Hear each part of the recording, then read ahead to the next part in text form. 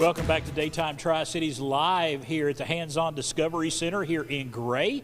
And we have John Krekelberg with us today. Chrissy Worth unfortunately couldn't join us for this segment this week. We want to send a shout out to Chrissy. But John, we're talking about the Bernoulli effect today. Yep, Bernoulli's principle, which is the same principle that governs why planes are able to fly in the air. These big, giant, heavy metal beasts. Why birds are able to fly. Basically, it is the basis for why we are able to fly, which of course since the dawn of humanity, humans have been interested in flight. Right. However, it's only been like the past couple hundred years that we've actually understood the science, the physics behind it. And Bernoulli's principle is basically, you can like pare it down to faster moving air makes lower pressure. And when you have lower air pressure, things tend to move into it. It could lift up, it could basically lift into the lower pressure. And we can demonstrate that just by using a piece of paper. If I have this paper held flat here, I could blow against it from the bottom, and of course my breath will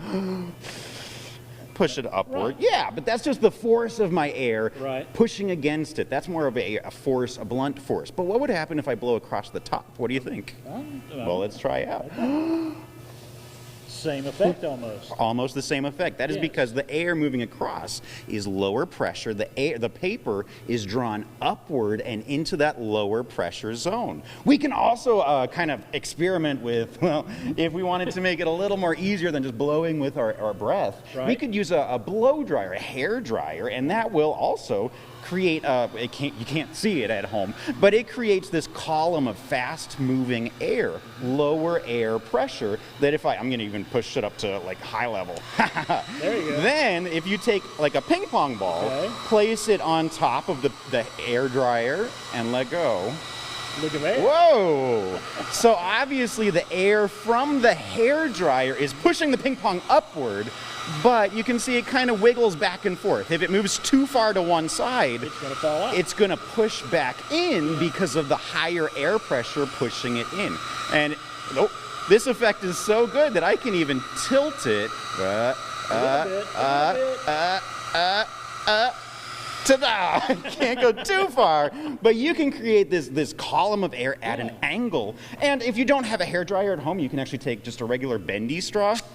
Yep, the bend is helpful because you want it to blow upwards. Take that same ping pong ball and just blow through. This creates an air column.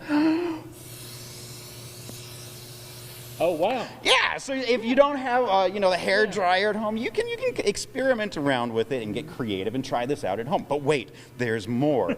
Since we started off with the paper experiment, I have a way that we can scale it upwards.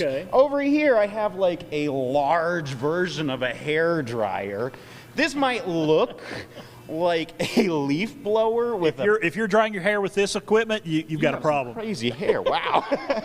But this leaf blower has a paint roller attached to it, and at the end of that I have a little roll of toilet paper attached to it, and that is similar to our piece of pink paper here, but a very, very, very long piece of pink paper.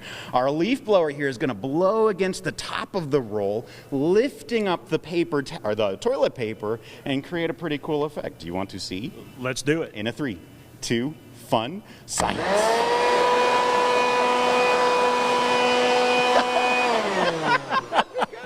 Wow. Now, Brooke behind the camera there is covered with paper science. Obviously, this takes a little bit of extra science equipment, but it's very replicatable at home, which is pretty neat. This is stuff that you show to kids every day here at Hands-On Discoveries. We do. Every day we open up our Discovery Lab. It is free with admission, and we change themes periodically throughout the year. Right now, our theme is actually, can you feel the pressure? So it's all about air pressure and how it affects our daily lives, different activities that we can experience air pressure in the lab. And we want to invite everyone to come out over the next 3 days. Today, homeschoolers are coming out here today, but you're having art programs throughout the next 3 days. Yes, indeed. So part of STEAM, S-T-E-A-M, that A stands for art. We have an art studio right here on site where we have programs facilitated or self-guided. They swap out to, and we're really excited for those programs. John, we've had a lot of fun this morning. We're going to explore some more of the Hands-On Discovery Center and the Gray Fossil Site coming up a little later in the show. Folks, I encourage you. This is for all ages. All the way, the entire family will have a great time here at the Hands-On Discovery Center in Gray.